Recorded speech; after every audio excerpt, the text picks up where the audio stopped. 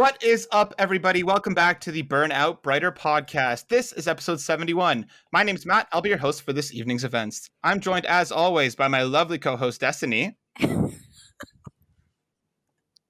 Dee. I'm sorry. I was thinking about when he said it last time. I couldn't Well, now you're say it. spoiling it, but we are joined. We're super excited and super lucky to have on one of the most hype people in the industry, Mr. Midas. Hey, I got 5 on it. Just thought I'd remix it for you, Destiny. Yes. Yeah, that was hot. That was sexy. That was awesome. Thank you so much for having me on the show. Like I said before we recorded, I am a new fan of the podcast. I love what you guys are doing. Your energy is amazing, and shout out to both of you. So thanks for having me on. Thank you so much for joining us, man. We're really excited to have you and talk a whole bunch about a bunch of different video games. On this week's show, we are going to be talking about everything going on with Pogchamp and Twitch. And for the news, we're going to be talking about a new open world Star Wars game from Ubisoft, new Pokemon Snap release date, Super Nintendo World delayed, Hogwarts Legacy delayed too. It's going to be a big old packed show. But we are going to start with, as always, a couple random questions. Mr. Midas, I'm going to start with you. As is customary, I'm going to throw to our guest here first. Dope. You are a self-proclaimed RPG lover. And yes. as I've been doing a bit of digging, I'm very excited because you have a lot of love for Persona. Love Persona. Destiny will be excited that you have a lot of love for Final Fantasy VII Remake. Love Final Fantasy VII Remake. Persona is actually my favorite gaming franchise of all time. So I wanted to know if Atlas came to you and they're like, all right, Mr. Midas, we want you to handle Persona 6. Where would you set it? Would you take it outside of a school? And what kind of changes would you want to see in a Mr. Midas made Persona? Cool. So I'm just going to flip it on the script, and we are having Persona 6 is going to be the Fresh Prince of Bel-Air. So Will Smith. My God. So Will Smith's going to be the main pro tag. It's going to be in Bel-Air High School.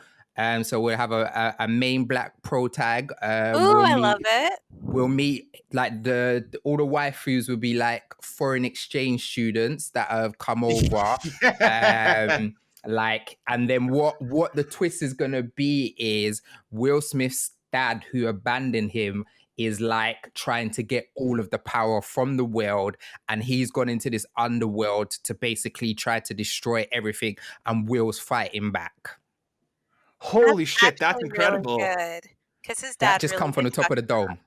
Yeah. And that would work really well too, because I mean, with him being like the new kid in Bel-Air, as always is the protagonist in Persona being like the new kid around, that would be unreal. That would be such a cool game. And now I feel like I'm going to be disappointed with whatever Persona 6 is actually going to be. That's going to be super dope. And as is also customary, without much prompting, Mr. Midas, I'm actually going to throw to you to ask Destiny and I a random question each. I never warn anybody, but I just love to get our guest to throw whatever comes to their mind at each one of us. So, Mr. Midas, who do you want to start with, and what do you want to ask them? So I'm going to be completely honest. I'll be completely honest. I listen to the podcast, so I'm prepared for your random questions. All right. So I'm going to start with Destiny. Destiny, if Animal Crossing could be taken into any random environment, what would it be, and what would be the hook for the game? So like we're talking things like under the sea, space, maybe the Jurassic Age. Like where would you take it, and what would be the hook of the game? I think it would be dope to take it to like an urban area. Like just a city that was super urban, like Brooklyn or like LA, and just see kind of like the animals in a more urban environment. Because right now it's really cutesy. So I think like maybe have Animal Crossing with a bit of an edge. I would fucking play the shit out of that. So you're basically saying Tom Nook will be paying you to clean graffiti off the walls? Yeah, basically. That's what I'm saying. Because, he's the man in the game. You already know that. Well, we do call him Tom Crook, so you could just be Tom Pimpin, innit? Yeah. Oh my god.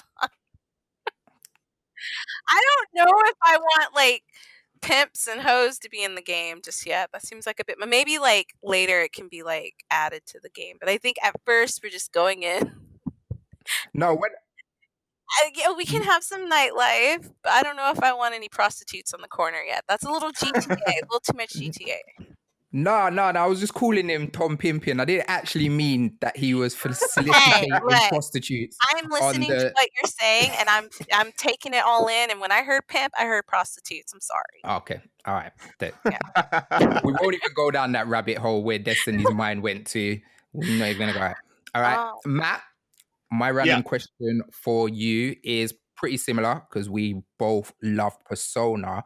If you could have any other video game franchise, basically Persona-esque, which video game franchise would it be? So whoever the protag is, whoever the characters are, whoever the villains are, but everything's played exactly like Persona 5 Royal. Man, I see what comes to my mind here, and it's a little bit of a cop out maybe, but I'm gonna run with it. I love Mega Man Battle Network, and I feel like if Mega Man Battle Network were to make a comeback with Persona systems in place, because I mean you already have your kind of your net navies, so you have like your other worlds kind of set up with the internet, and then have Land come back. Have Mega Man kind of be the protagonist. He can warp out and kind of get different abilities based on different monsters that you fight. So you could still keep the elemental stuff in play. And then have all the different waifus be like different people at his school, at Land's school, which he was the main protag in the original series. And just kind of like blow it up, make it bigger.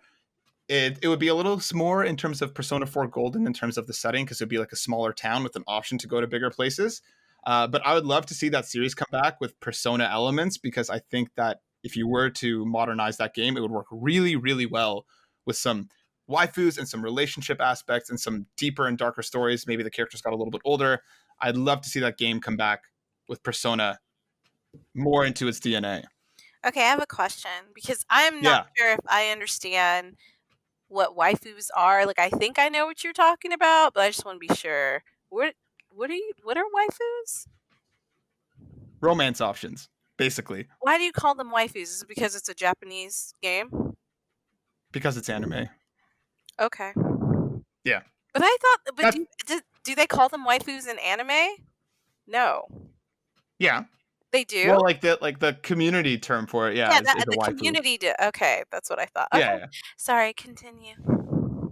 No, so yeah, that's what I would do. I think it would be really cool to have Mega Man Battle Network, but Persona. Which I kind of feel like that was too easy, because you thought of this. This has been in your brain for a long time, and you've been imagining and building this world for so long, and you've just been waiting for someone to ask you that question, haven't you, Matt? I have for so long, and my co-hosts just don't appreciate my love for Persona. That's because you talk about it every podcast. Yes, just like you in Final Fantasy VII. What do you want? You bring it up way more. You know what? I'm going to listen to every fucking podcast, and I guarantee you bring it up way more than I do. You should do Boy Meets World. That's random. And I mean, like, you know, you could get that. Go. Try Boy Meets World. What do you mean?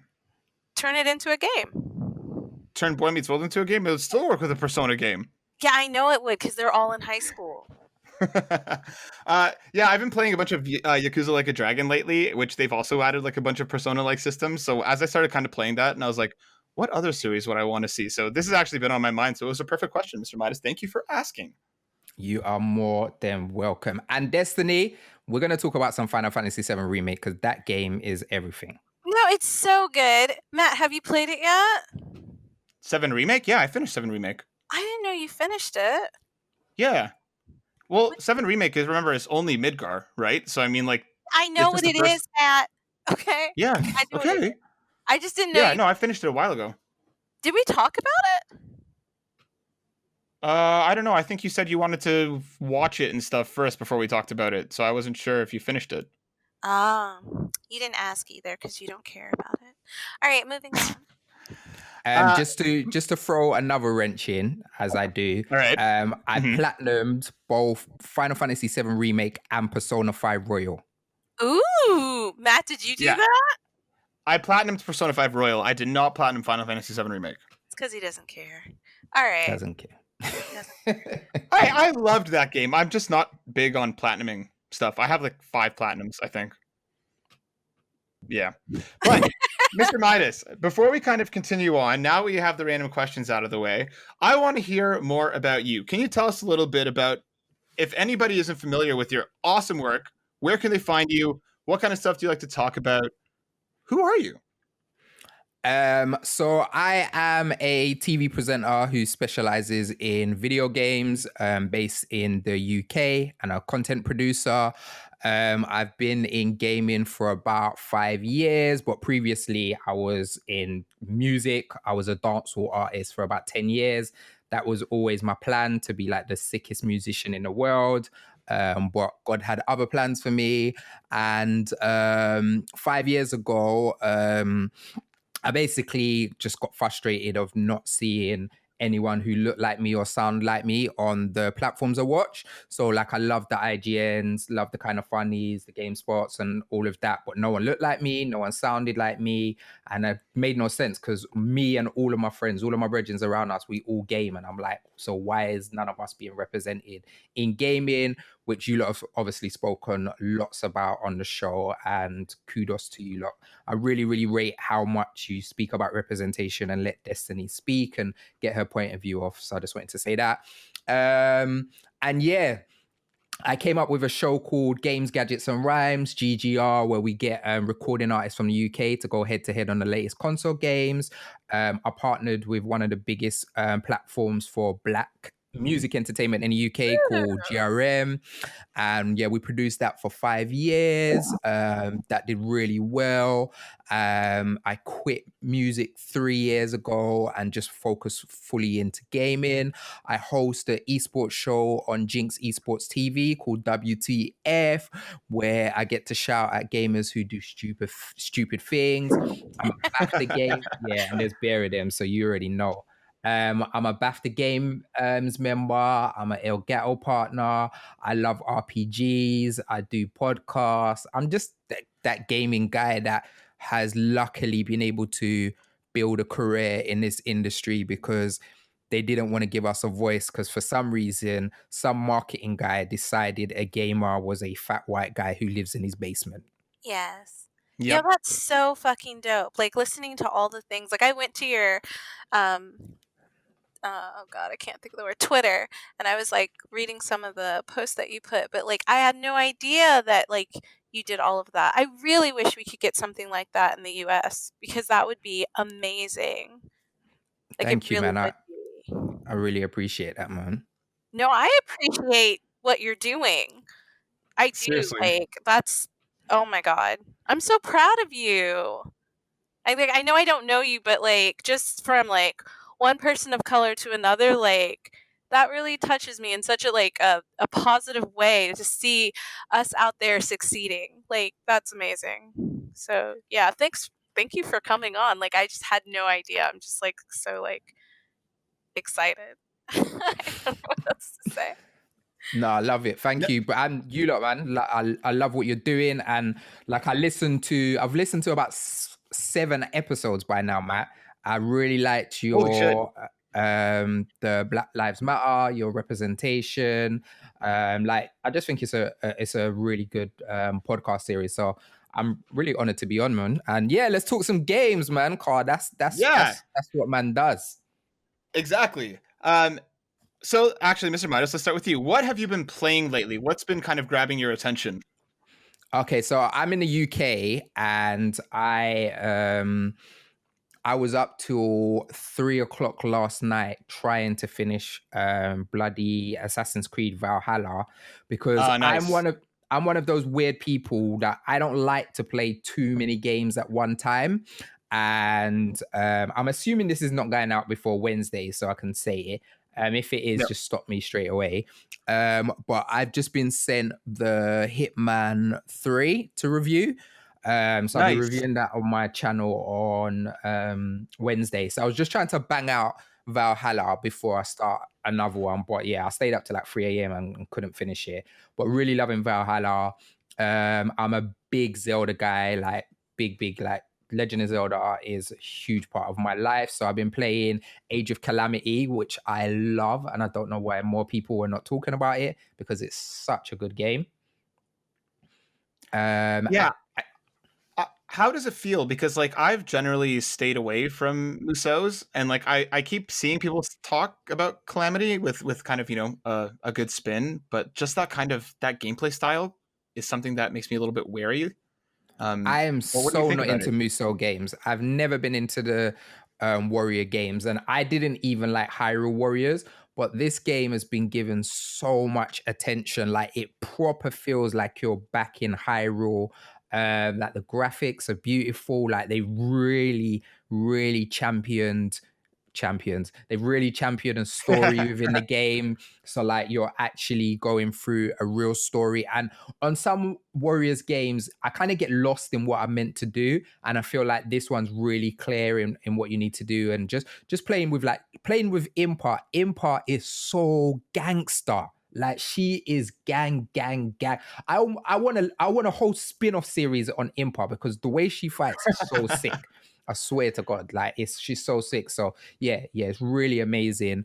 And then I started the Warzone campaign. Oh, and I had to put down Cyberpunk because the crashes was just destroying my soul. After I basically had 16 crashes, and I was trying to romance Panam, and I was going down this whole this whole route, and you get to a mission and it crashed, and then it took me back about half an hour, and I played it all again. And she's basically meant to have a conversation with me, and she literally is just staring at me. She's staring at me like we broke up. Like I'm trying to have a conversation with you. Why are you airing me? And she literally was just not saying anything. They was just looking at me for like 5 minutes.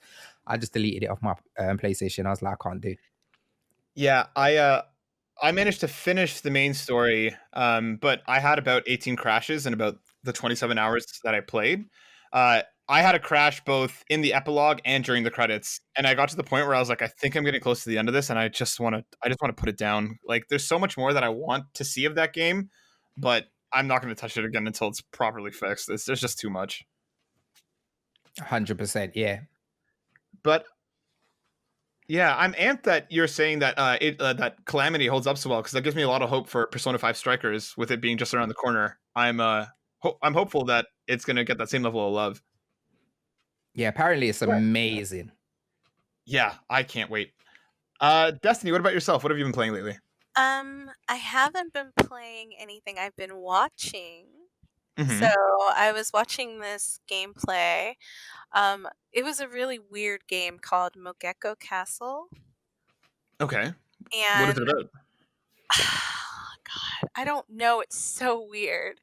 It's like this girl is on a train, and then like she gets off and she's in this really weird place. Like she knows she's not at home, and there are these weird things that kind of look like cute little, oh God, what are they called? What are the I can't think of the name of them. They look like little Chibis. yellow, kind of, they're chibis, but like they're like little cats or whatever, but they're extremely perverted. So like within the first part of the game, like they want to rape her.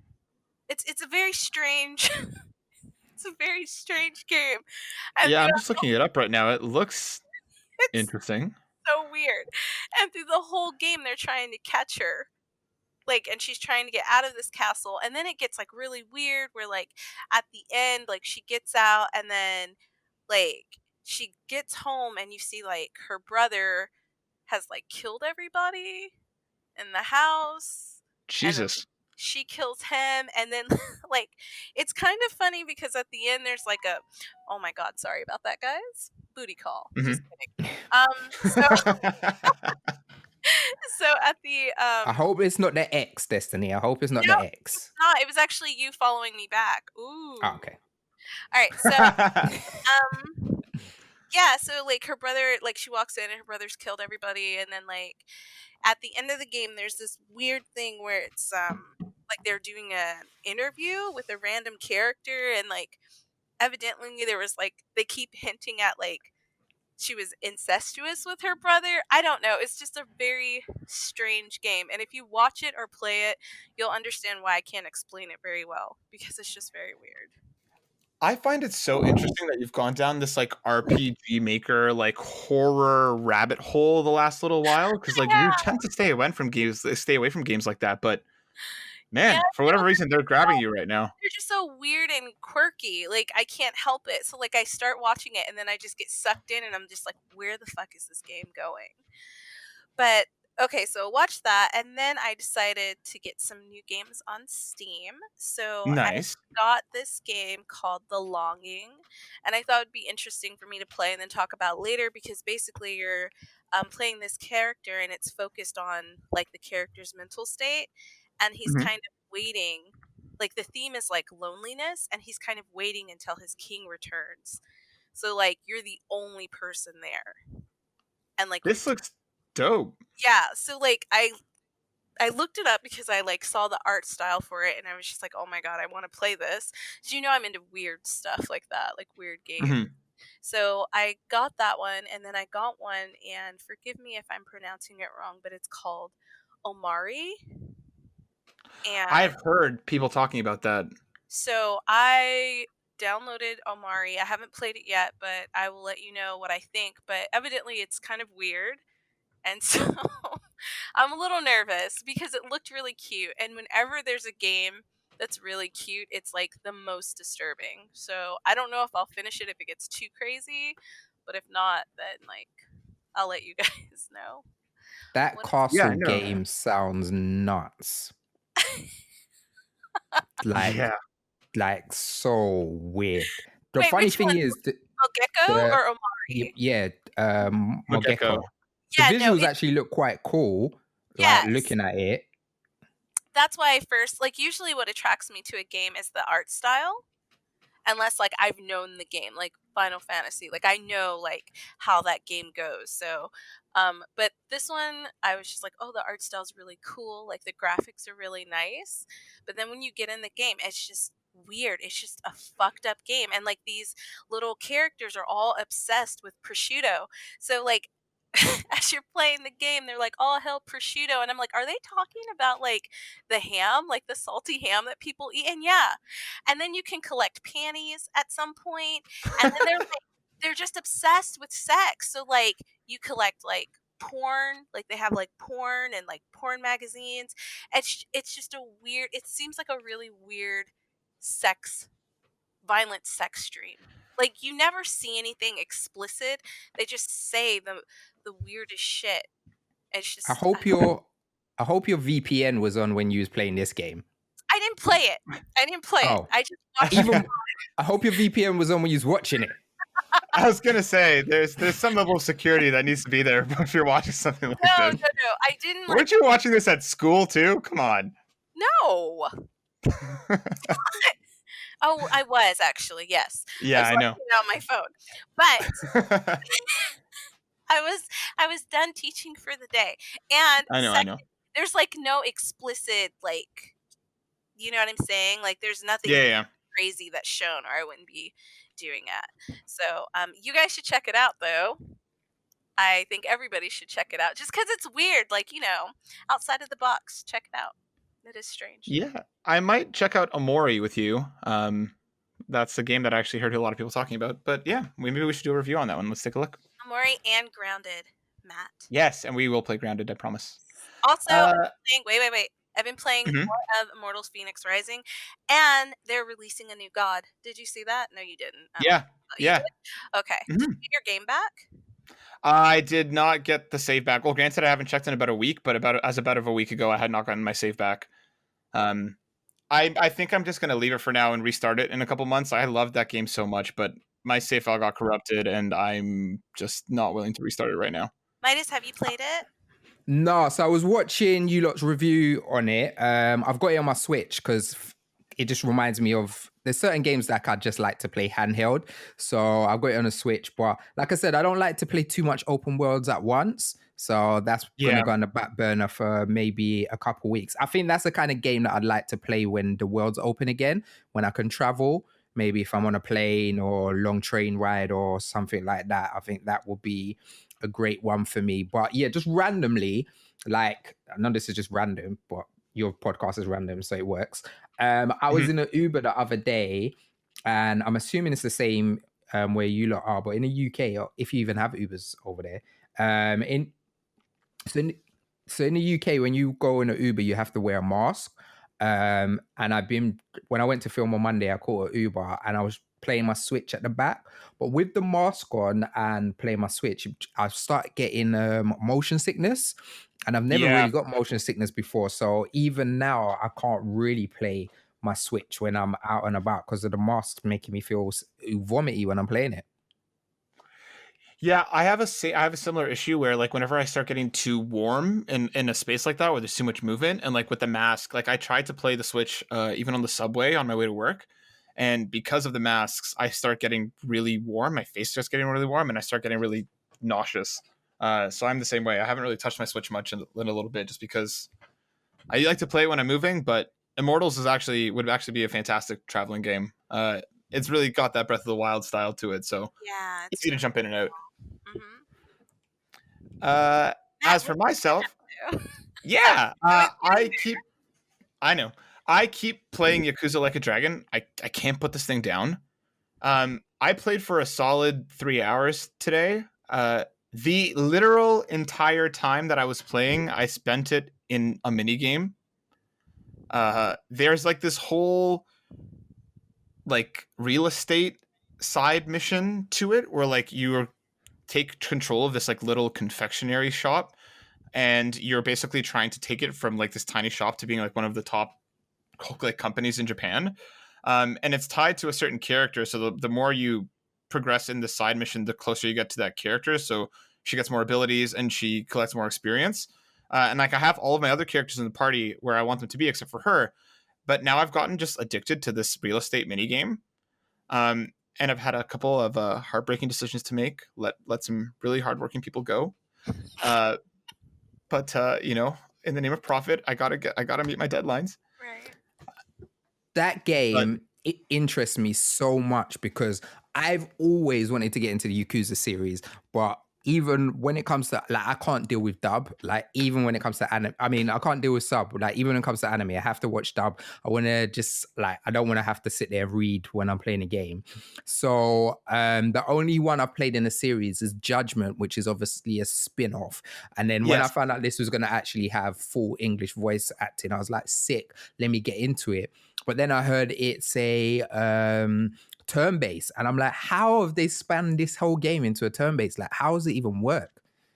Man, it's so funny because they put out a trailer back on April Fools, being like, Yakuza's a turn-based game now, and everybody wrote it off as a joke, which, I mean, they initially set that up, and then a few months later they unveiled it, but it works surprisingly well, and like the depths that they've gone to kind of actually make it into like a full-out JRPG is impressive. Like, there's full-out class systems. You can change them between, like, you know, the different classes to get different skills. The environment, like the characters move around while you're doing your turn-based stuff, so you almost have to like time your movements if you want to kind of use an area of effect attack to kind of hit as many as you can. And like they'll pick stuff up off the floor and beat each other with it if it's in their path of movement and stuff. Like, they've gone all out. There's like personality traits now, like persona style, like testing that you can do. Like, it's wild how much they committed, and it's so good. It's so good. I'm in love with it. And like I'm a big Yakuza fan to begin with, but I'm blown away by how much just love and care they put into actually making this into a JRPG, and just how like the story is just entirely built around like kindness and being better. Like, it's so good.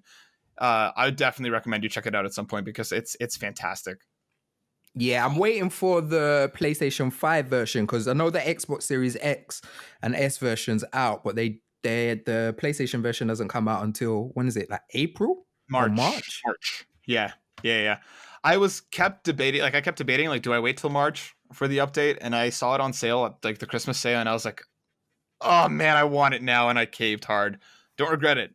So yeah, when that PS5 update rolls around, you should definitely check it out. And that's pretty much it that I've been playing. I just can't stop playing Yakuza. Well, as long as you're enjoying it. Yeah, I'm loving it. It's been a while since a game has like completely like trapped me like this. Immortals was the last one that did it, and like unfortunately I couldn't finish that one. Um, but like yeah, it's awesome. But moseying on, before we hop into our main topic, now that we've talked about what we've been currently playing, Mr. Midas, I want to talk to you about some of the games that have kind of impacted you in some way, shape, or form. Like on this podcast, we like to talk about mental health and games that have hit us in one way, shape, or form for whatever reason, whether it was because it got us through a hard time or because it's something that have stayed with us for a long time. So I wanted to know, what are some games that really matter to you, and why do they hit home so hard? So Legend of Zelda is the first RPG I ever played. Well, I kind of piggybacked, played, kind of watching somebody else play and played a little bit, was Secret of Mana. And I always wanted to get that game. My friend had a Famicom. And then when I actually got my Super Nintendo, what it was called in the UK for some random reason,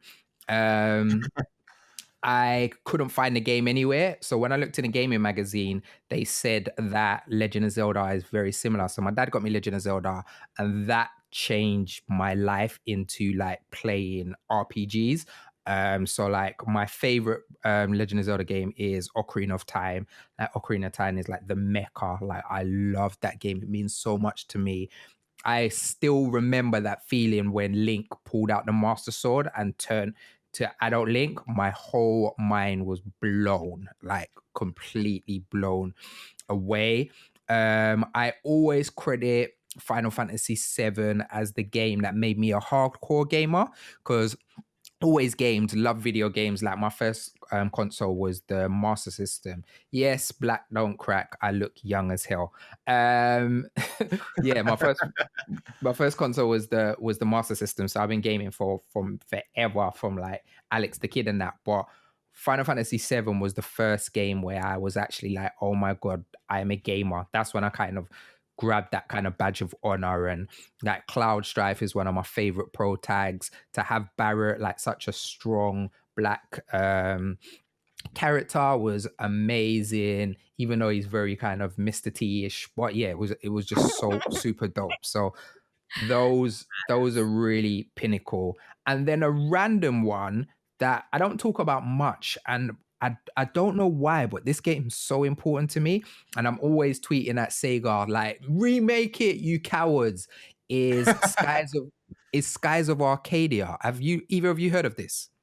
Yes. Yeah. I always saw it at Rogers and Blockbuster, and I can't tell you why I never picked it up, but I'm familiar with it. It's been a while though, right? Yeah, so Skies of Arcadia is basically the best Dreamcast RPG. Dreamcast, super underrated console, ahead of its time. And basically, Skies of Arcadia is a JRPG set for Sky Pirates. So it was the first kind of pirate game I've ever played before Black Flag and anything like that. So it was super sick to actually have pirates, but they're in the sky. So they actually fly in and all of the villages are in the sky, but they actually have pirate ship battles. So I was playing pirate ship battles way before Black Flag, but in turn-based, and then you have turn-based in the game, and it's so good. And I don't even know why, because when I was playing it, I wasn't like, oh my god, this game is so magical, but it just resonates with me. Like it's always kind of been parcel of my life.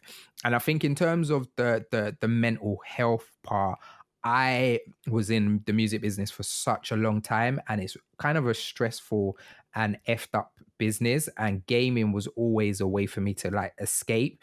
And like during my birthday and like Christmas, I'll take a week off and literally just game and kind of, so gaming's always been an escapism to help my mental health anyway. But those are three games that really kind of resonate in my life. It's so interesting to hear you talk about Skies of Arcadia, because that's something that I've never really heard people bring up in that kind of context. Um, what do you think about, like, why do you think is it that RPGs and JRPGs tend to stay with you more than anything else? Because like all three of those games, are RPGs. What do you think it is about this kind of genre that stays with you so much? Do you know what it is? I just love a narrative. I like to be lost in a world. So I like competitiveness. Like I love Street Fighter. Like I love punching up someone with Ryu and stuff like that. Or I love Mario Kart and beating someone, or like Overcooked. But what makes me a gamer is not the competitive edge. It's actually being able to be lost in a world and a story. Like storytelling is one of the oldest forms of art ever. And just to be taken from our reality into another. I don't know if that's because I grew up in the hood and didn't have much money and outside was bleak and I just needed to see something else, or I just loved the whole fact of being able to play through somebody else's life. But yeah, I think with JRPGs in particular, they're very kind of story based. Like story is the first thing and everything is kind of secondary, which is why a lot of us who love RPGs, we sometimes put up with some stupid jank just because the story is so great. And I think that's what it is. I just love to be lost in a world, loved in a character. And that's what gaming really means to me. Like people just assume because I'm such a hardcore gamer, all I want to do is play COD and FIFA. And yeah, those games are fun and I love to be able to game with friends, but I keep it a buck. I way prefer to game on my own than have to game with other people. Yeah, no, I'm the same way, and Destiny, I'm sure you are too. That a good story kind of takes precedence, which is why for me, like Persona 4 Golden is just forever going to be one of those games that like I just think about almost daily, and I'd love to see them kind of bring that back, just because the narrative is such a place that you get lost in, and those worlds are just I find myself very easily slipping into the character kind of alongside the game. Mm-hmm. And I know Destiny, like I know Final Fantasy VII has a lot of the same things for you, right? Yeah, because it was. But to be honest, my first game was Zelda: A Link to the Past, and that's the first game that I realized wasn't like just one of those fighting games or racing games. It was the first one that kind of had a story to it. So I think that's when I fell for RPGs, but I didn't know that that's what it. Sorry, I didn't know that that's what it was. But yeah, I would say 7 is where I was just like, oh my god, because like so many things happened that I didn't expect. I do agree that I think JRPGs do a really good job of pulling you in to the game. You know, like you're feeling all the emotions beside all the characters in the game. Like when they're sad, you're usually sad, or when they're happy, you're usually happy. So yeah. Yeah, I I agree.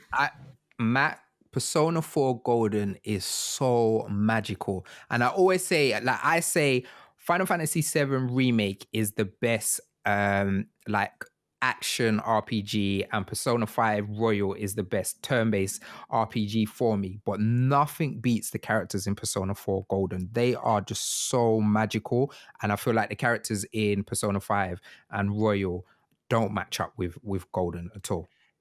Yeah, I agree entirely. That was like if somebody ever asked to play a Persona game for the first time, I always recommend them start with 5, just because I think it is as a package, like you said, right, the best Persona game that you could play. But the cast from 4G is just it feels like a group of friends, while 5's characters feel just like a group of misfits, kind of brought together rather than them working together to kind of move forward.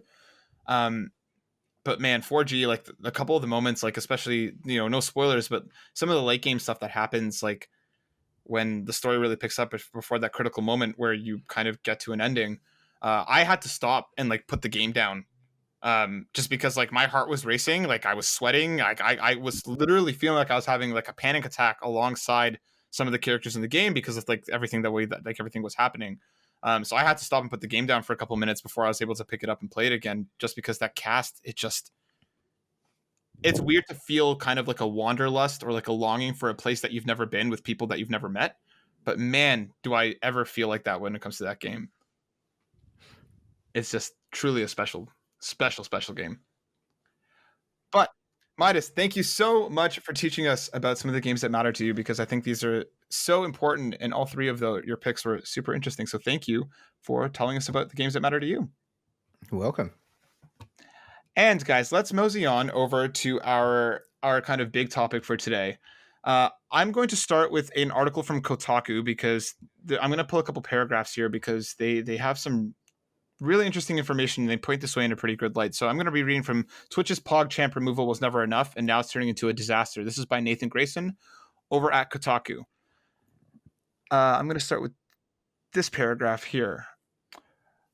We will continue to unpack the ramifications of last week's insurrection for years to come, but one thing that it revealed with immediate crystalline clarity is that despite years of feet dragging and excuse making so elaborate it verged on an art form, it was not actually difficult for major tech companies to ban Donald Trump and prominent figures who tirelessly spread conspiracy theories that paved the way for violence.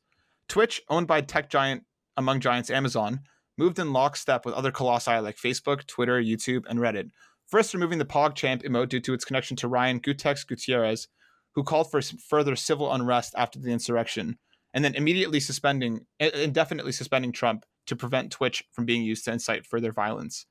So essentially what happened, there was a very, very popular Twitch emote called Pogchamp that was Ryan Gutex Gutierrez's face, kind of like the shock expression. And he basically went on and he has evidently been problematic for a little while, but it seems like he was backing Trump and basically inciting more violence after everything that happened at the Capitol a few weeks ago. And they removed it. And there was a community suggestion to start rotating various streamers' faces for PogChamp on a 24-hour basis. So they'd be pulling people in, replacing site-wide their PogChamp emote with of a random streamer. And the first person that was picked was a queer black actor and vocalist Critical Bard. So I'm going to pull back from this article now. Yesterday's PogChamp, queer black actor and vocalist Critical Bard, faced a deluge of harassment across Twitch, Twitter, and Facebook almost immediately after Twitch announced that he'd been selected. Many harassers justified their actions by baselessly accusing Critical Bard of being a quote-unquote racial supremacist, seemingly because of a recent clip in which he said white lives don't matter because white lives are not a thing. You can be proud of being Italian, you can be proud of being Scottish, you cannot be proud of just being white. In the clip, he added, Black people have to say Black Lives Matter because we were stolen from a country that we loved and we were forced to be here, stripped of our heritage and our identities. All we know is our blackness. Critical Bard went on to face an immense amount of racism, of homophobia, and a lot of harassment online. And what I want to talk to you guys is, Destiny, I'm going to ask you first. Do you think Twitch saw this coming and were just not prepared? Or do you think that they were actually ignorant as to what they were doing with this kind of idea? I think it's a little bit of both. Why? Well, just because like the whole black streamers and like who are very popular on Twitch have always had issues with people coming in and saying racist things and like backlash, and usually they have bots and moderators who take care of that, so that's not something that's new. Like the harassment's not something that's new. And even Critical Bard said like he knew there would be some harassment, but just not as extensive as it was, like people trying to dox him and all of those kinds of things. I think Twitch needs to basically rethink how their affiliates and their partners who are people of color, who are people who are minorities, are being treated, because this is, like I said, this is not something new. Just like if they had a female up there and she started getting sexually harassed, this is not anything new. This is a gaming community that we all know about, and we all know that it's very toxic at times. And so what did they think was going to happen? What do you think, Mr. Midas? I think with Twitch, like I speak about them so much on Jinx TV, I feel like they do one step forward and 7 steps back. Like I feel like they don't look at a overall picture. Like I completely agree that Gotek's PogChamp emote should have been removed straight away. He probably should be removed from a long time ago. I feel like this been kept because it's like one of the oldest emotes, so it's part of the whole Twitch community and people are really connected to it. And I liked the way that they was like, you know what, we're just going to select random streamers for it to be. But the problem is, like as Destiny was saying, because Twitch don't have a proper infrastructure to support, and they've been saying like they've put a whole new set of rules and stuff that they're going to do, but it just feels like they never really protecting anyone that's vulnerable. So you're basically putting everyone out to the wolves and then being like, oh no, it's okay, we're going to protect you, we're going to make sure it's all right. And no, you're not, because you're until you've got your infrastructure correctly sorted, like these things are always going to pop off, like no matter what you do. I feel like the video specific where Chad was getting, Critical Bard was getting all of his backlash is just ignorance, and it's just so many people not being able to, like, there's this whole thing in I was gonna say in America, it's mainly in America, but this whole thing around the world where a lot of white people feel like, oh, why are we not allowed to say that we matter, or why are we not allowed to say that our heritage is important and stuff like that, because it's everywhere. You don't have to say it. The reason why we have to say it is because we're not there. The reason why I'm in this gaming space is because Black people were not seen in a gaming space, so I had to make a space for yourself. It's like when men are like, oh, why can't I say men enforcement in the workplace? It's because most of the workplace is men. You don't have to say it, you flipping idiot. That's why women have to say it, because we're not there. Like, are you stupid? Like, it goes without saying. Like, you don't have to say, oh my God, I gotta say my car's amazing because everyone else's car else is shitty and I need to be proud of my car. Motherfucker, you are proud of it. You don't need to tell everyone. Everyone knows in the room. So yeah, sorry to go on a tangent, but yeah, I just feel like Twitch's infrastructure is so messed up, and with all of the ignorance and with what's going on with the world and Trump just basically allowing these people to feel like, yeah, like empowered this is in their normal. Yeah. empowered in their ignorance. And the thing Yeah. is that like they had to have known. I don't care how like random this was. They had to have known if they would have picked a Black person, not only Black but somebody who's queer and a male, that there was going to be backlash. There's absolutely no fucking way. I feel like know that was going to happen. I'm sure because this came from the community, I just feel like this kind of came up, and I saw this making rounds before Twitch ever kind of announced that it was going to be a thing. But like, I don't think the turnaround is more than like 24 to 48 hours. Like, did they have time to properly think this through? Because like, how the fuck could you not see this coming? No, there had right? to have Like, people. No, there had to have been people who said, "I don't know if this is a good idea." There had to have been people who said that, and they just got pushed out of the way. Do you know what I'm saying? Yeah, for real. Twitch has to have people of color working for them, not just partners and affiliates, but people who are working with them when they make these kind of decisions, who are like, I don't know if this is a good idea, and they're saying, you know what, no, we're going to do it anyway, because that happens a lot in the Black community. I don't know about in the UK, but in the US it happens a lot. So that goes back to the idea of like, why do Black people have to be so loud about their Blackness? Why do they have to do it? Because people don't fucking listen. There had to have 100% it happens. Yeah. It happens here as well. That's why we're all screaming about it ourselves. It's a global issue, isn't it? Terrible. Yeah. So there had to have been somebody who's like, I don't know if this is a good idea. It's especially because like when we have games come out and like sometimes it doesn't go the way that people think it is, like the gaming community, and not everyone. Okay, so I don't like to make blanket statements, but a lot of them get really upset about tiny little minuscule things. So Yeah. this was definitely going to incite something, especially with the racial climate that we have going on right now, especially with like the storming of our Capitol building, especially with like Trump not winning and him inciting violence and him telling the Proud Boys to stand down. Like this year has been crazy. So for someone to be so, it would have to be somebody so completely lost in their own bubble and their own, I'm sorry, I'm going to say this, but whiteness, that they just didn't think it was going to be an issue. Yeah, and like I feel like they were going to look for any reason to go after Critical Bard or whoever it may have been in that position if it wasn't a cis white male who is going to be first up. Like no matter who it was, they're going to be looking for something. And like with Critical Bard's statement, like the clip that they're using as this kind of quote unquote racial supremacy, I feel like people heard, oh, white lives don't matter, and then shut off, and then everything else after that he said, there's so much truth to it, but people are like, what? Well, that's White lives, because, oh fuck you. And it's like, come on, like fucking learn to listen. yeah, Jesus but they Christ. didn't. When that first circulated, they only took part of the clip. They didn't take all of it. So when people started getting really angry, all they heard was the first part. Yeah. They didn't hear the rest of it, and they didn't care to go research the rest of it. They just wanted a reason to be angry, and that was enough. And The now that power they're of editing, boy. Yes.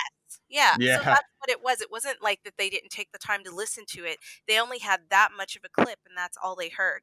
It always amazes me that when people are like, "Oh, because you're saying you matter, that means I don't matter." And that's the most ridiculous thing I've ever heard. Because if you're standing beside someone and they say, "You know what? My life matters." You're not going to stand beside them and be like, "Yeah, well, are you saying my life doesn't matter because you think My your life matters matters?" more. Like, it blows my mind how many ignorant people. I didn't realize how many ignorant people were in the US. I really didn't. I mean, I knew we had some stupid people, but like it's mind-blowing. It's scary. It's The fact that it's it's crazy. yeah. It's like down to if you think of it like stand up for cancer campaign. No one's saying because we want to stand up to fight cancer that it means that any other disease isn't important or any other illness isn't important. Like just because we're saying our lives matter, nobody ever said nobody else's lives matter. No, it's just because it's Black people. And Of that's the course. sad thing. They feel threatened. I don't know why they feel threatened. I don't understand that, but we threaten their whiteness, we threaten their livelihood, we threaten their greatness, and the idea that us being who we are, living in what's considered a melting pot for a country, that we're out to get them is just absolutely ridiculous when they've been out to get us since they took us from Africa, when they've been out to get us since they built a system that doesn't help us proceed in life. Do you know what I'm saying? So I just don't understand where this comes from. And it can't just be ignorance, because some of this hate that they have is just so pure. Do you know what I'm saying? Like, they really have to believe something. So I wonder sometimes what the narrative is that they're listening to. Like, where's it coming from? And a part of me thinks it comes from like the Jim Crow era and just how bad it was, like that we were dirty and all of these other things, and it's just been instilled in people. And I think the I worst thing is that it's coming out, before you didn't see it as much, like you still saw it, but now people feel very comfortable with it. And that's scary. 'Cause they yeah, feel it's they have mad. a right. It's Yeah. like I've years ago in the UK, I got beat up by the police. I got beat up by the police because me and my cousin was in like a brand new Mercedes, and they stopped us. And literally for two black guys, we've got something over here that we call bully vans, which is like the big police vans that have about 6 or 7 police in them. And not to go down a long tangent, but they beat me up. I was handcuffed the whole time. They threw me in the van, and then I never forget this moment. This moment always lives with me in my life. And this police officer was shouting at me, and he pulled out his taser gun and pointing at me, because the police over here, they're not armed unless it's the armed police. Pulled out his taser gun, pointed at me, and told me if I don't calm down, he's gonna shoot me with a taser gun. Now I've just been beaten up by Jesus 5 Christ. people. I've been beaten up by 5 people. I'm handcuffed. I'm on the floor My belly's down on a van. I'm facing you. My like half of my clothes is half falling off, and he's telling me if I don't calm down, he's gonna shoot me with this taser gun. And it's that fear of power. It feels like there's an understanding of the power and greatness that we have, but to the point where even when we're in the most vulnerable stage ever, you still feel threatened. Like, how are you I'm a skinny, slim guy. I'm handcuffed. I'm on the floor. Why are you still feeling threatened by me? Like, what is it that I've done to make you feel that threatened? It's mad. I'm so sorry that happened to you. Yeah, seriously, because like the That fuck, reminds like me of Elijah McClain. Like, oh my god, I cried. I like called my dad crying about that. Like, I couldn't believe. And I feel like black males are targeted more than black females, which it just, oh god, I don't know. It's so depressing. so then what do you guys think about this going forward? I mean, ever since, Critical Bard on day one, they've continued this program, and there has been other people of color who they brought in to be Pogchamp, and they've also brought in a number of different faces, and this harassment just seems to continue. I don't think it's being reported on as widely as it was with Critical Bard, because I mean, as sad as shit is, I mean, people fucking move on pretty quickly, it seems, except for the people who are stuck dealing with all this fucking garbage. I mean, what does Twitch do going forward? How could they possibly fucking I think they just build anything against forward. this? Like, I don't think they care, Matt. I don't think they care. So they're just going to keep doing what they're doing, and they're just going to keep pushing it forward. Like, that's what's happening. And that pisses me off, because like that reminds me of that old fucking mentality where, like, if you're being bullied at school, it's like, just wait it out. The bully will get bored and like kind of move on. Yeah, that's kind of like what it is. And like, but like, how much fucking damage is going to be done between then and this, one day where racist, homophobic, pieces of shit get bored from almost doxing people and move on? Like, why does that have to be the solution? You know what I mean? Like, I think a part of it is that it's not hurting their pockets. It's not hurting Twitch's pockets. Midas, what do you think? Like, is there a way to kind of do anything about this going forward? Like, I feel like I was saying, the one step forward and 7 step back is because there's no real proper infrastructure. And like Twitch, there's so like someone will go in there and say the N-word and not get banned, and then somebody else will show their bra and get banned. And Twitch don't have a proper real infrastructure. Like, they need to start being cutthroat. Like, they need to start banning people's IPNs. That you do one racist slur, your IPN's banned, you're never allowed back on the platform. Like, I'm not saying that's going to improve, because racist people are going to be racist. Like, this ignorance, this is generational. That no one just wakes up, I'm like, yo, let me be racist today. Like, this is a generational thing that's in their bloodline for how long. But the platform needs to start being strict, the same way like, it's funny, like now Donald Trump's being impeached, all of the platforms are banning him now. Why wasn't you banning him when he was still president, when he was inciting violence and racism and saying that black people who are marching about their lives are terrorists, but then you incite people to go and storm on a Capitol building? But now that he's safe, let's all show that we're going to ban him from all of our platforms. It's ridiculous. They should have done it the first time he was going to get impeached. But alternative facts and all that.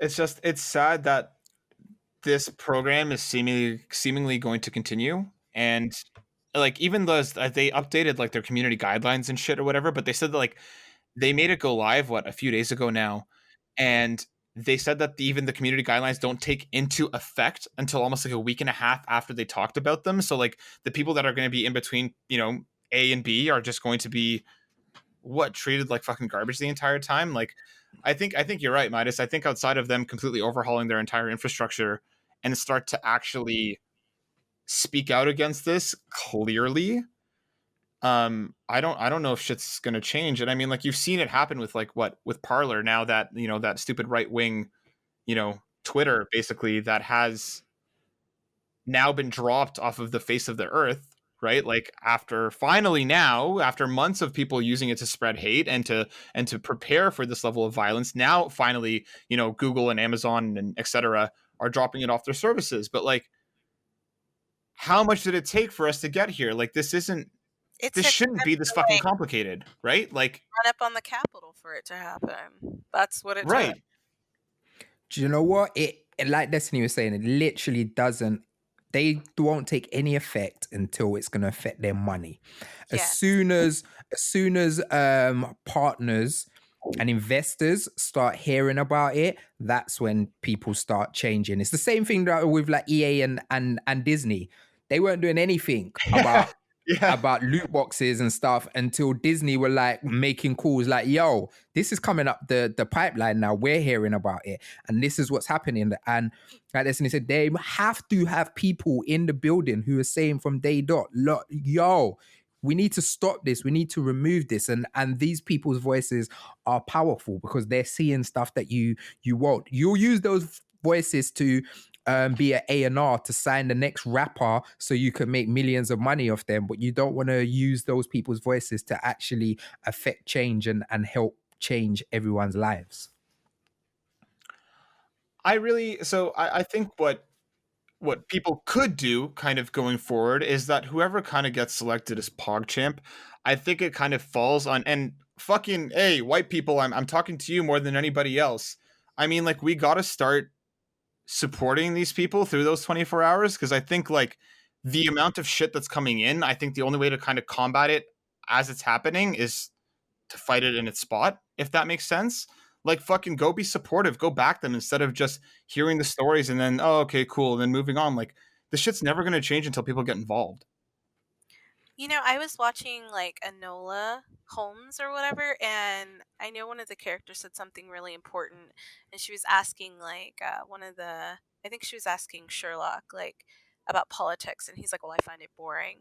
And she's like, well, you find it boring because it's comfortable for you. It doesn't affect you. So even asking like other people, like, go support, it's really hard because it doesn't affect white people in the same way. Yeah. So they don't care. Yeah. And that's one of the problems. Like, I mean, we've been speaking about it since the the dawn of time. Like, Black people have been constantly speaking out about racial injustice. We literally need white people to stand up and like not just talk about it and like be on social media, but fucking like do something about it. Like, really do something about it. I don't want to hear that like I don't agree with it, but yet you don't do anything to show that you don't agree with it. And I'm not saying they need to go out there and go to protest and risk their lives or anything like that, but there are other things that you can do. There's other ways that you can show support. But the first step is caring. And like, be willing to be uncomfortable, being willing to see like what we go through just for being Black, which makes absolutely no fucking sense. We cannot help the color we're born, so I think it's just about opening your eyes and wanting to open your eyes. But a lot of people don't want to be in that uncomfortable space to realize maybe they also have some racial bias. Maybe they're helping the problem instead of like not doing anything. So like, I have a couple of friends who just don't say anything ever.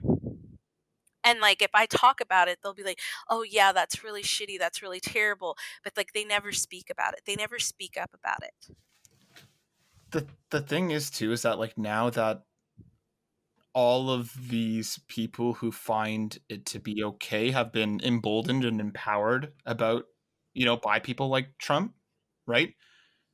They now think that they can get away with it, right? And like, do you like you've said, and like, how many times have we talked about this now? Like, people need to fucking do something, because silence is just not helping anyone in any way, shape, or form. Like, it's just contributing to the problem, because these people continue to perpetuate the same bullshit. And what's coming from it? Like, fucking silence is just as bad as doing nothing at all.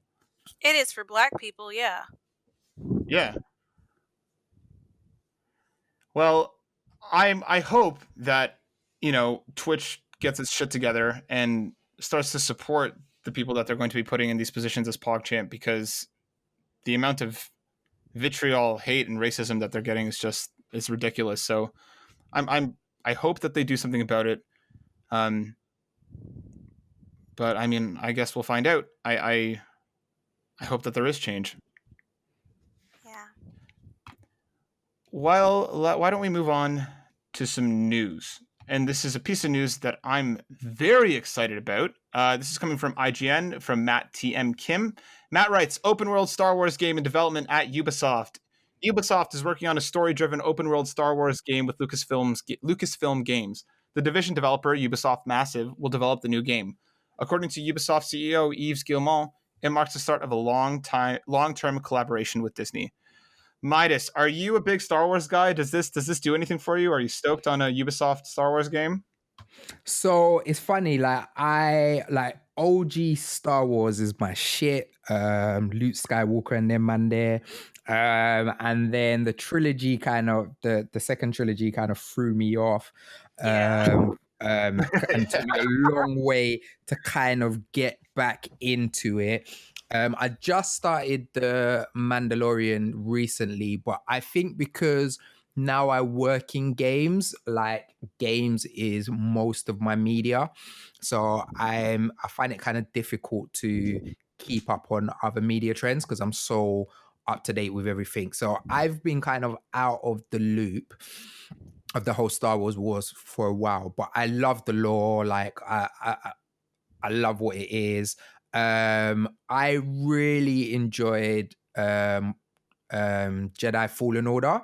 Like I think that's the best Star Wars game that we've had for a long time. And I'm not really into these Souls type games. Like it's not my thing. I don't like to hit my head against a brick wall. Yeah, ditto. I completely agree.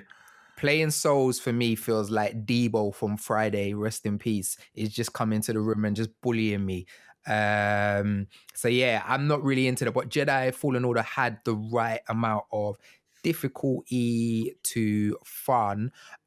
So like you said, I'm the story guy, innit? So to actually have a fully fleshed out open world Star Wars is my thing. I just pray, because I feel like we've got two Ubisofts. We've got the Far Cry 3, Assassin's Creed Valhalla, Division Ubisoft, and we got the Assassin's Creed Unity kind of Ubisoft. So I'm just hoping that it's on the greater one, the former, rather than the latter Ubisoft.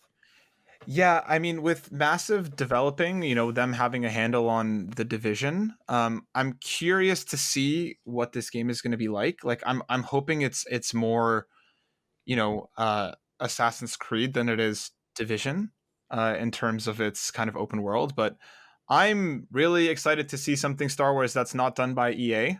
As much as I love Fallen Order, like an open world Star Wars game sounds super fucking dope. Destiny, do you think you're going to check this out at all? I don't know.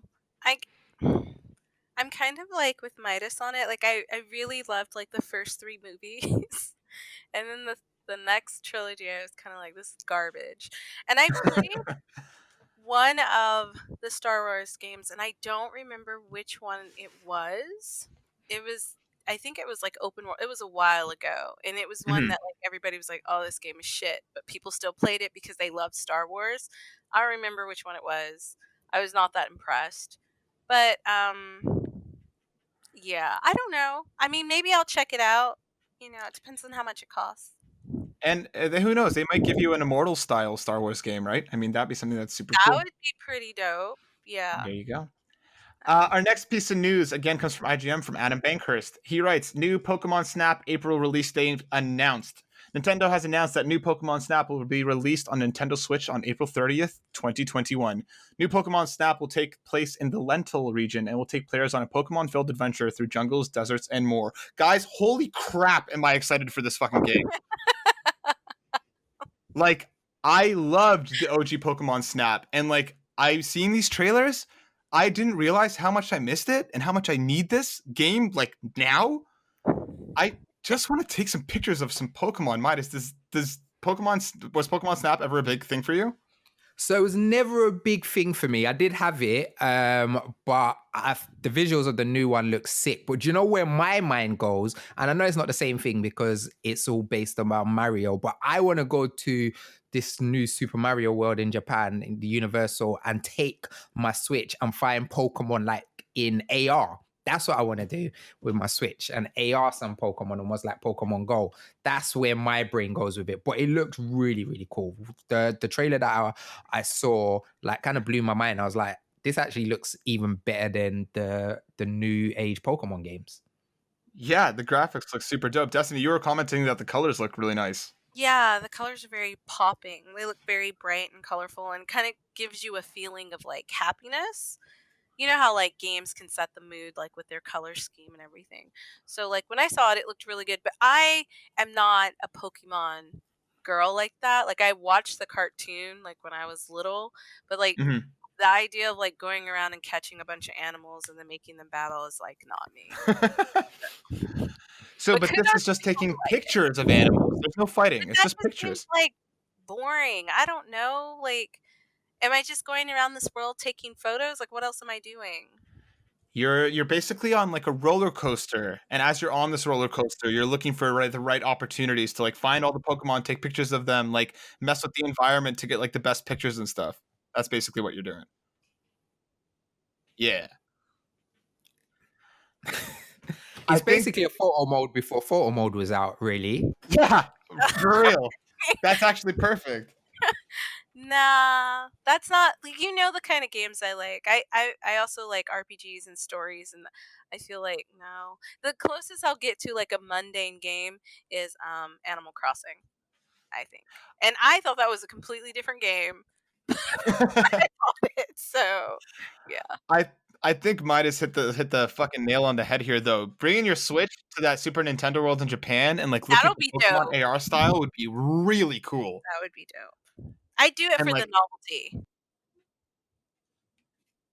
And I mean, that kind of perfectly transitioned to our next story, which is a little bit of a sadder one. This comes from IGN again by Daniel Robson. Japan's Super Nintendo World theme park gets an official opening date, but now it's delayed. Universal Studios Japan has indefinitely delayed the opening of Super Nintendo World after the Osaka Prefecture declared a state of emergency due to the COVID-19 pandemic. I mean, think that's good. Is anyone surprised? No, I'm not surprised. I was surprised when they like, you guys saw the photos and stuff. I was surprised when they were like, yeah, we're gonna like open it, and I was like, y'all are gonna open it this year? Like, they were planning on February.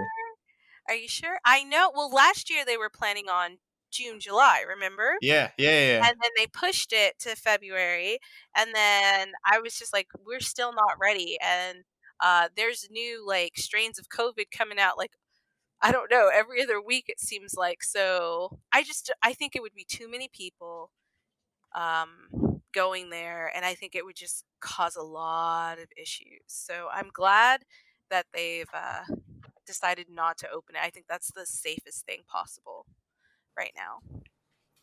Yeah, I'd agree. I mean, I think they kind of needed to. But this idea of this Pokemon-ification of the Switch stuff in AR, Midas, do you have any other like dope ass ideas? I mean, maybe we can go talk to Mr. Nintendo. Like, I mean, are you excited about Super Nintendo World? Do you hope to get out there at some point? Hell yes. What kind of question is that? I felt like I knew the answer. I just wanted to ask. That's one of those like proper big kid moments. Yeah, it looks so dope. Just like when they were shouting going down the warp pipe and they had the music, or when you get in a castle and you hear the theme from Super Mario 64. I'm like, fam, nostalgia on a next level. But yeah, in terms of them firstly, pushing it back. Like we're in a pandemic. Like, how are you gonna have like that's dumb that they was even talking about February. So I knew that weren't gonna happen. But yeah, I'm really surprised they haven't spoke about stuff like with your Switch, because like the Switch is selling like bucket loads and everyone who goes there is going to bring their Switch with them. So like there's got to be stuff that you can do within games. So could you imagine, like, I don't really all right, so they got the new Super Mario 3D World with Bowser World. Could you imagine if you like can scan to get skins that only can get if you go to the park, or like you can actually put it up and do almost like what they've done with the new, you know, the Mario Kart that you can play on your Switch. You could kind of have you can kind of have it up and it has a full live background in the game. Like they need to implement. So this is the thing, Nintendo is so weird because they do such cool stuff and then stuff that is just really basic. Like, why are you not doing it? They just don't do it. It's like why can I not customize my Joy-Cons? Why can't I not just customize them officially through Nintendo and they just send me Joy-Cons, any color, any design I want? No, Nintendo's just Nintendo. Yeah, they make some really bizarre decisions, and like I don't know how they're not thinking about that, and if they are, like, I don't know why they're talking about it. Like, even like you were saying, right? Custom skins. I mean, Super Smash Bros. Ultimate has still all the Mii fighters and stuff. Like, it'd be so easy to get, you know, exclusive skins if you scan in there, and like even just being able to like play some of the games. Like, there's that like wristwatch that you get if you. I'm assuming if you purchase one that lets you do all these activities and stuff. Like, it should be pretty easy to connect that to your Switch and stuff. Like, there's so much room there. That's such a cool idea that I'd never thought of. Like, man, I wish that happens. I'm like a little worried though. Like, I know it's going to be amazing, but like I've been to Universal Japan and it's quite small. Like the areas are very small. So I feel like the pictures don't really do the area justice. Like I went not last yeah, was it last year? 2 years No, ago. last year was yeah. So I went 2 years ago and like everybody was excited about like the Hogwarts theme area, and Natasha actually went to the one in, you know, Florida, the Universal in Florida. And when we went to the one in Japan, she's like, "Oh my god, it's so small." Like there were like 2 rides. So like I'm just worried that like I'm going to get super excited and it's going to be like anticlimactic. Like what they showed in the pictures is going to be it, and everything's going to be much smaller and it's going to be very crowded and you're not going to be able to do much because it's so crowded. So, I'm excited for it, but I'm also like I might not be one of those people who rush to go. I might give it a while. Yeah, I'm curious about it. Hopefully, with that Nintendo money backing it, you know, they would make it decently big. But I can totally see them going that way too, and it just kind of, while Well, looking beautiful, and I'm sure just because they don't have the landmass to do it, the you know? space, yeah, They don't have the space to do it. So yeah. Destiny fully just took me to reality, boy. She just destroyed all my hopes and dreams. I was out here thinking of Disneyland, and she just brought me straight back. They're supposed to be building one at the Universal in Florida too. So there's still a chance. Well, I've never been to Japan, so this is an excuse for me to have to get to go to Tokyo. Oh, you have to go to Japan anyway. Well, it's not in Tokyo, so it's in Osaka. Like Universal Japan is in Osaka, yeah. So there's a huge, like, I think it's like a 5-hour distance between. Yeah. But you definitely visit both places if you go. Yeah, Japan is hella dope. And to get into our last story in line with the delays, IGN from Joe Scrabbles writes, Harry Potter RPG Hogwarts Legacy has been delayed into 2022 in order to give the game the time it needs. Again, like, not surprised. Jason Schreier on Twitter was talking about this is the first of many dominoes to fall. Like, there's going to be a hell of a lot of delays that push a lot of games out from this year, which I don't think is surprising, especially given what just happened with Cyberpunk. Like, let them take their time, work along. So they can, did you hear? I'm sorry, I didn't mean to cut you off, but did you hear that not Cyberpunk, but CD Projekt Red? Yeah, came out with a statement saying that moving forward they weren't going to do crunch anymore. Yeah. And then they also said that they weren't crunching for long, and they were crunching since like thing. Actually, for anybody who's interested in that Cyberpunk story, Jason Schreier just put out a new article like literally 6 hours ago over on Bloomberg that goes into depth. Like he got like 20 current CD Projekt Red and past CD Projekt Red employees to talk about what actually happened with the game, and man, is it bleak. Like it's a bleak read. But yeah, Hogwarts. I mean, I'm curious to see what this game is going to be, but I'd rather them take their time. Were you much of a Harry Potter person, Mr. Midas? Yeah, I love the Harry Potter movies, you know. I think they're pretty dope, and I'm super excited for this game.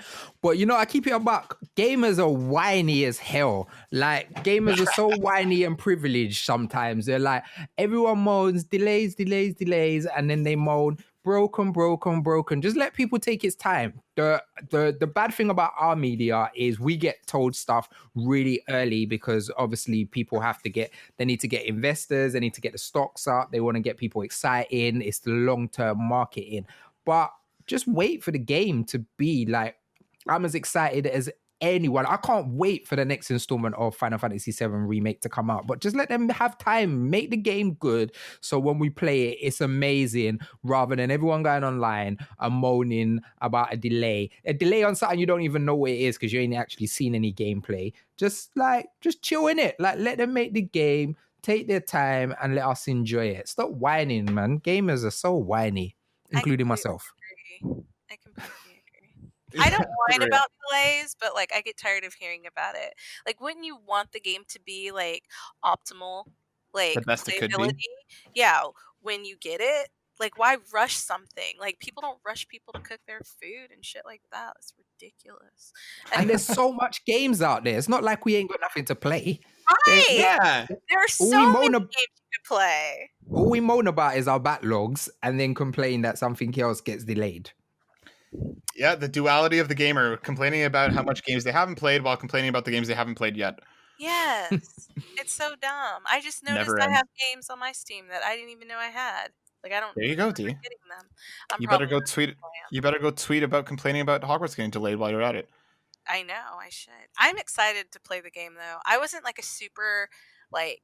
I didn't read the books or anything, and I didn't watch all the movies. I think the last one I watched was like when Cedric died, and the dad was like, "My boy." Wow, oh she just went major spoiler alert. That is not completely a spoiler. That movie came out when I was like in undergrad. Shut up. Anyways.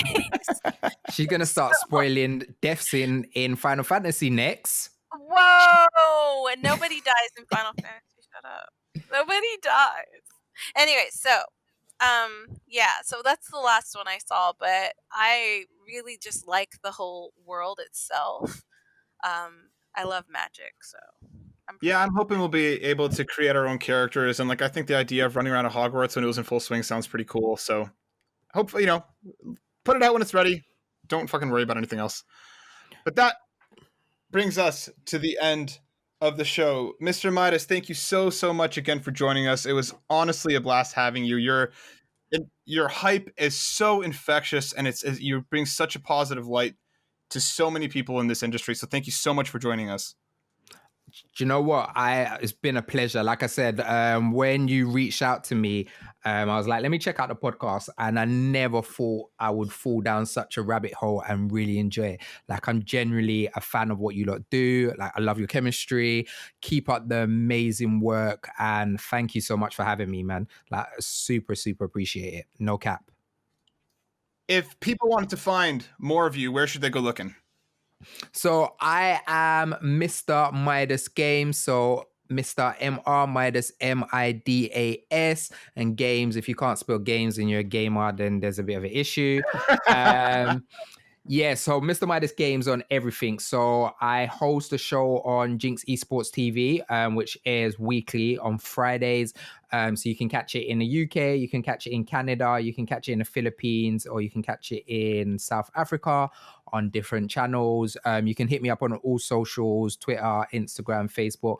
I'm on TikTok. I don't know why I'm not cool enough. I'm not down with the dances. My TikTok's dry, it's boring. Don't even waste yourself looking. Like, I saw it though. Yeah, it's all dead. Good. Yeah, No, it was don't waste good. your time. Check Yeah, it don't out. waste your time going to my TikTok.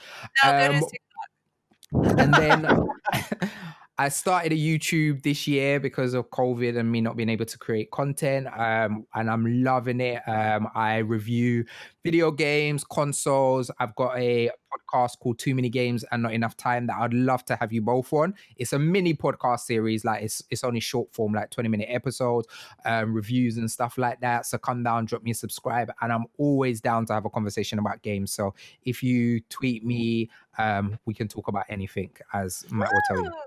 I'm excited. And also, a huge congratulations on just breaking 1K on YouTube. Oh, Congrats!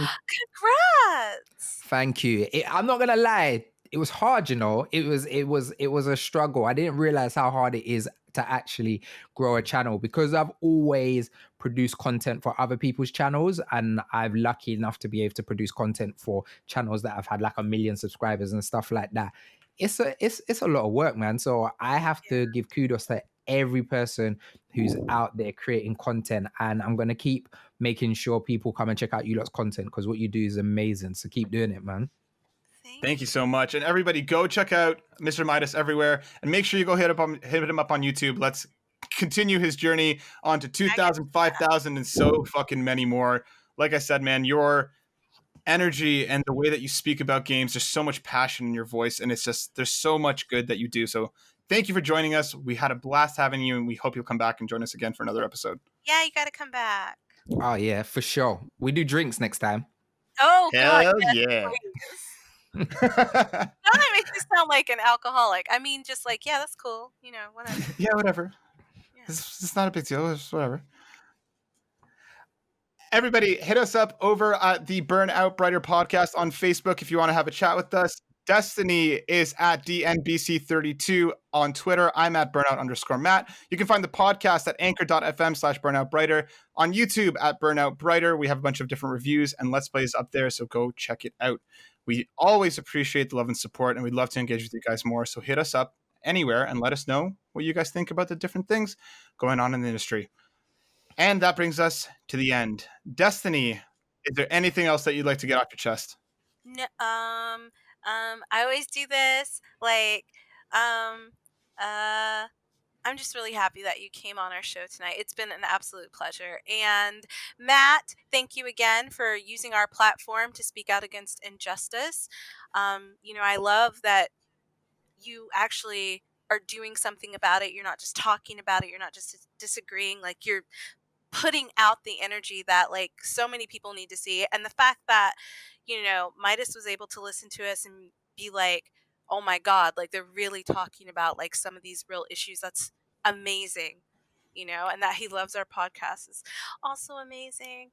And I think that's it. Like, we appreciate all of our listeners. Thank you so much for like sticking with us and staying with us. Tell your family, your friends, your grandma, maybe not your grandma, but whoever else you tell your grandma. So you better fucking tell your grandma. Fuck everybody else. Tell your grandma. Tell your grandma, your mom, your dad, and it's been a pleasure being with you guys tonight. Thanks, D. Mr. Midas, anything left that you got? I got 5 on it. No, seriously, Matt, big yourself up. Like what you're doing is super important. Like I said, what I really love about your podcast is you let Destiny speak, you let her educate you, and you really push for representation and opening the space for us. So like I rate that fully. Destiny, keep it up. Love your energy, love the vibe, love the podcast. And yo, people, come check me out. Let's talk games, and thank you for having me again. I got 5 on it. That's it. Hell yeah. I really appreciate the kind words from both of you. I just want to help people. I just want everybody to feel safe and to feel protected and to feel good about wherever they are and whatever it is they're doing, no matter who they are. So let's keep fighting the good fight and fucking keep doing it. Destiny, say bye. Bye, bye, bye. Mr. Midas, please say bye. Bye, bye, bye. We'll catch you guys next week. Peace out. Deuces.